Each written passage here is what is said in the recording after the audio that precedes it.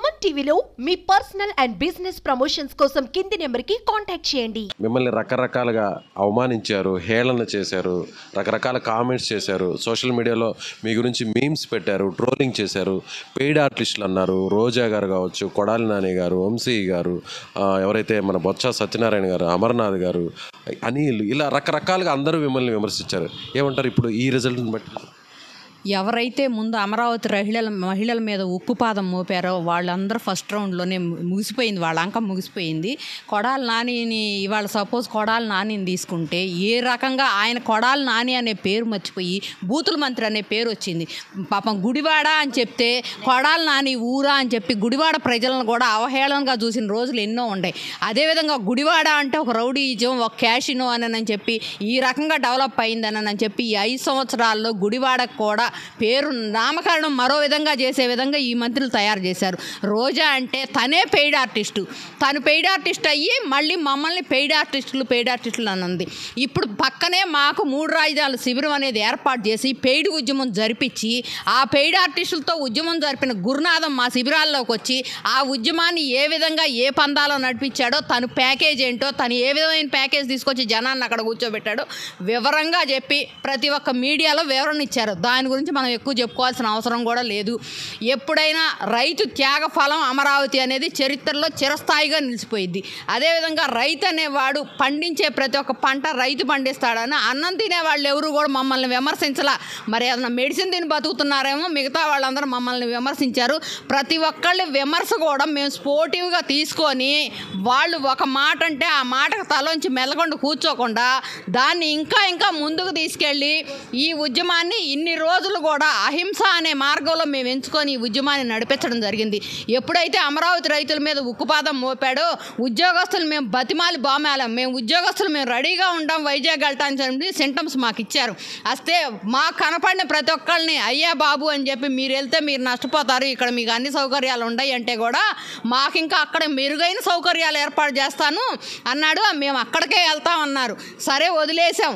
ఆ రోజు నుంచి ఉద్యోగస్తుల్ని ఎవరికి ఏ వాత పెట్టాలో సమన్యాయం చేసుకుంటా వచ్చాడు.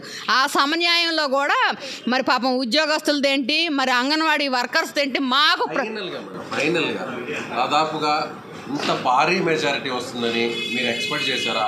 ఇలాంటి ఒక చావు దెబ్బ తగులుతుంది వైసీపీ పార్టీకి అని మీరు ఎక్స్పెక్ట్ చేశారా?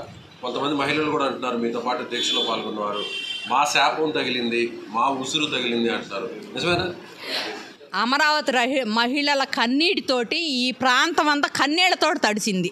మహిళ కంట కన్నీరు ఒలిగితే ఆ ఇంటికి మంచిది కాదని చెప్పి ఏ పార్టీకైనా సరే మహిళ కన్నీరు పెట్టకుండా చూస్తారు. అదేవిధంగా మేము 1 రోజు కాదు 2 రోజులు కాదు 1632 రోజులు సుదీర్ఘమైన పోరాటం చేశాం. ఆ కన్నీళ్ళు అనేది, ఆ శాపం అనేది ఎక్కడికి పోయిద్దండి? దేవతల రాజధాని అమరావతి అని చెప్తే ఆ దేవతలు ఆ మహిళను దేవతతో పోల్చే ఈ ప్రదేశంలో మరి ఆ మహిళ కంట కన్నీరు వస్తే ఆ కన్నీరు వృధా ఎక్కడికి పోద్ది? ప్రతి ఒక్క మనిషి ఓటు అనేది అందరూ సద్వినియోగం చేసుకోవాలని చెప్పి ఇంతకుముందు పోస్టల్ బ్యాలెట్లు ఎంత వచ్చినాయి, ఇప్పుడు పోస్టల్ బ్యాలెట్లు ఏంటి?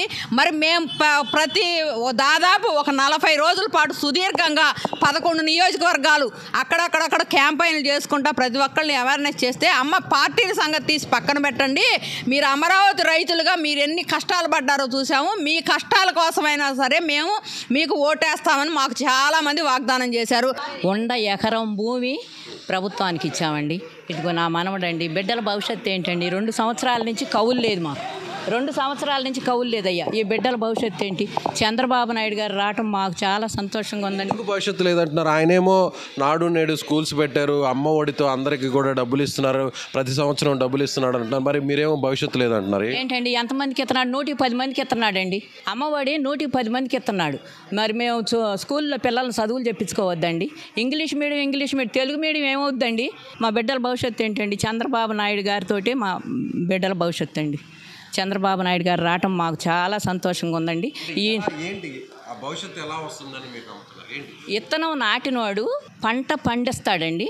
ఈ బిడ్డల భవిష్యత్తు, భావితరాల భవిష్యత్తు అంటేనే మేము భూములు ఇచ్చామండి. చంద్రబాబు నాయుడు గారు మాకు నమ్మకం ఉందండి.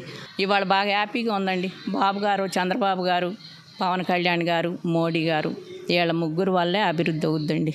ఇది అమరావతికి సంబంధించినటువంటి రైతులందరూ కూడా ఖచ్చితంగా తెలుగుదేశం పార్టీ ఇంత భారీ స్థాయి మెజారిటీతో రావడం అనేది మా అందరూ కూడా ఎంతో ఆనందంగా ఉంది. అదేవిధంగా ఎన్నో రకాలుగా దాదాపుగా 4.5 సంవత్సరం పాటు మేము నిరవధికంగా ఈ నిరసనలు దీక్షలు చేస్తుంటే అనేక రకాలుగా వైసీపీ ప్రభుత్వం తమను ఇబ్బంది పెట్టింది. కొంతమంది మంత్రులు మమ్మల్ని హేళన చేస్తూ మాట్లాడారు.